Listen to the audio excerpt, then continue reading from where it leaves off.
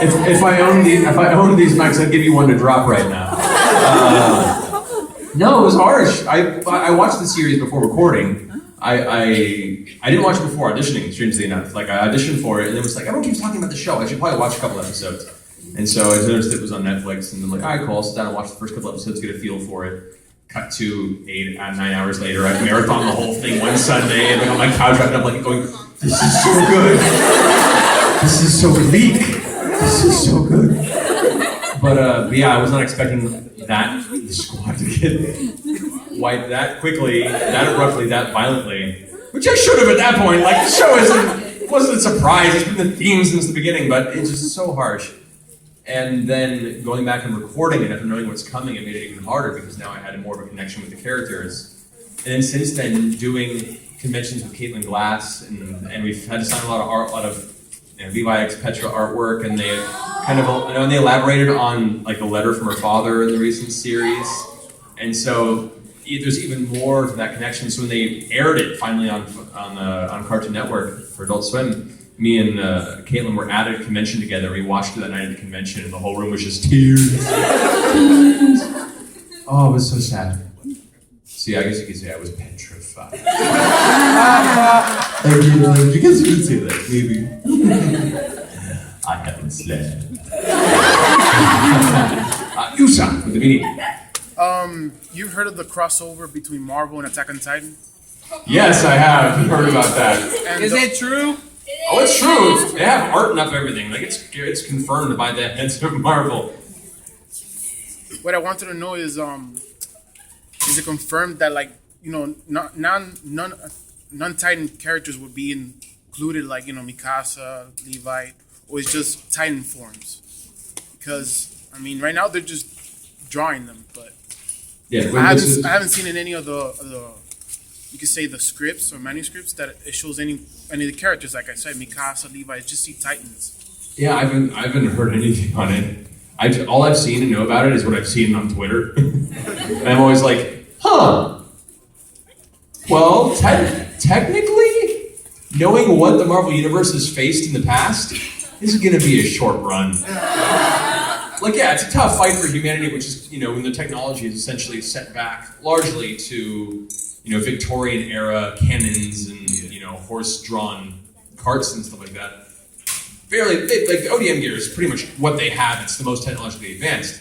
But then you take in, the Avengers with the Helicarrier and S.H.I.E.L.D. Like, that's going to be like a 3-page fight. It's supposed to be like, what are these giant people? Satellite laser, back of the neck, they're gone. But it's an interesting concept. But I am, you know, any crossover like that, 'cause that's a pretty far-fetched crossover. When I first heard it announced, I was like, this is definitively Disney owning Marvel is what this is. But I'm excited to see that maybe they'll do something good out of it. You know, I've been surprised. I've seen such weird crossovers like that in recent years come out pretty good. And Marvel's been pretty protective of their brand because it's doing so well. So I hope it turns out good. And I don't know, it'd be cool if they brought Levi in. Like a Marvel Attack on Titan series, and then I could voice in that too. That'd be cool. Right? Let's tweet this out on YouTube. Series happen? I don't know. We'll go here at the front and then we go to you. That's okay. Still love it. See it. What is your question?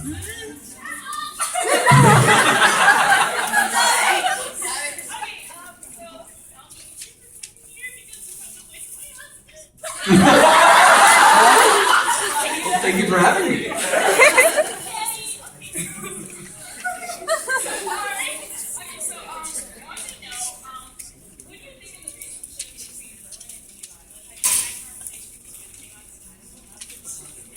Okay, so the relationship between Irvin and Levi. Yes, me and Tatum have had a number of conversations at conventions, and we were back recording in Texas.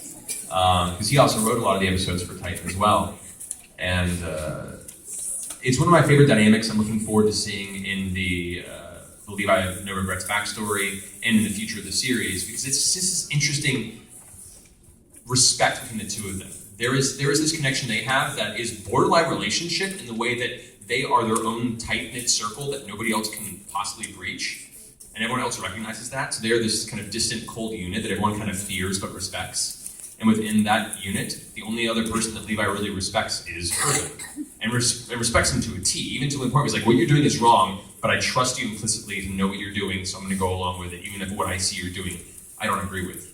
And for him to say that, to me, speaks volumes of how strong that relationship is. So, of course, Tatum's like, oh, Irvin X Levi. I'm like, well, maybe.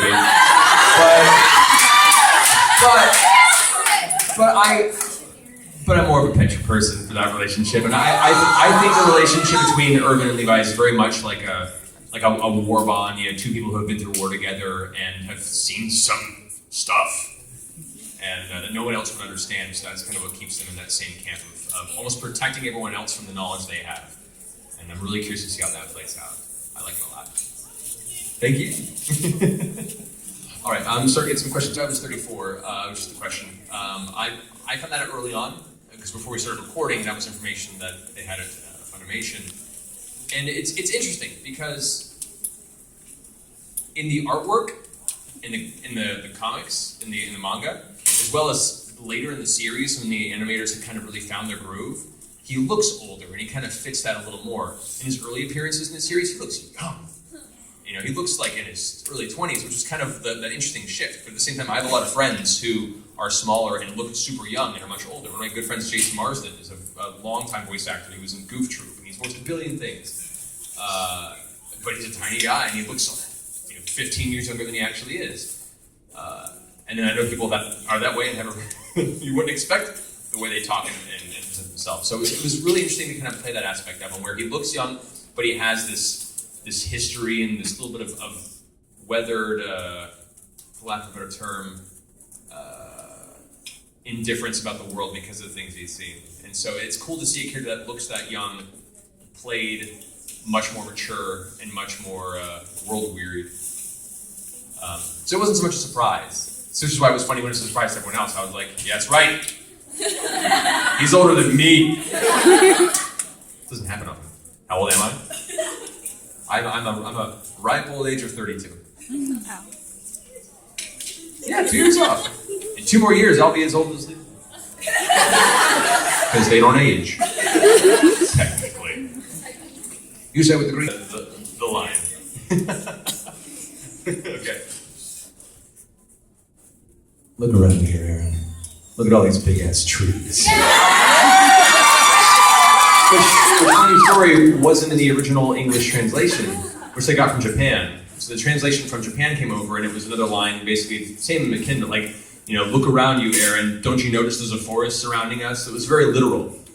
And then we recorded it that way, and we started doing some events for promotion for the series, and that line kept coming up as a fan request. Like, what is with this big ass trees line? So I went and researched it, and McFarlane went and researched it. This is not only a better line, because it's more of his style as Levi. It's kind of just get to the root of it, kind of vulgar, I don't care, just get the information out way of speaking. And it was funny as heck. So we went back and added it in before we finalized the dub. So you guys made that happen. Yeah!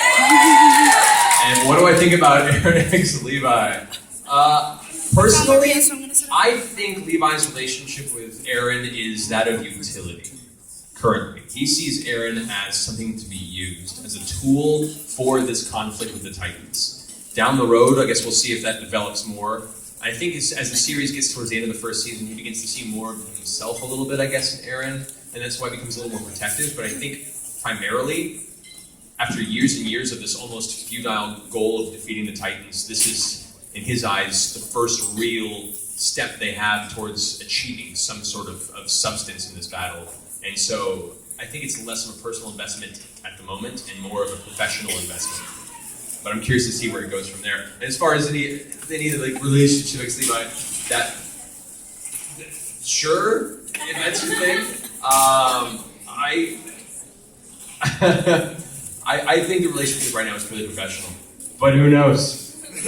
Who knows? I've been proven wrong in the past in such circumstances, so I guess we'll just have to see. Thank you. Well, I can see at least the two of you are right for the scout regiment.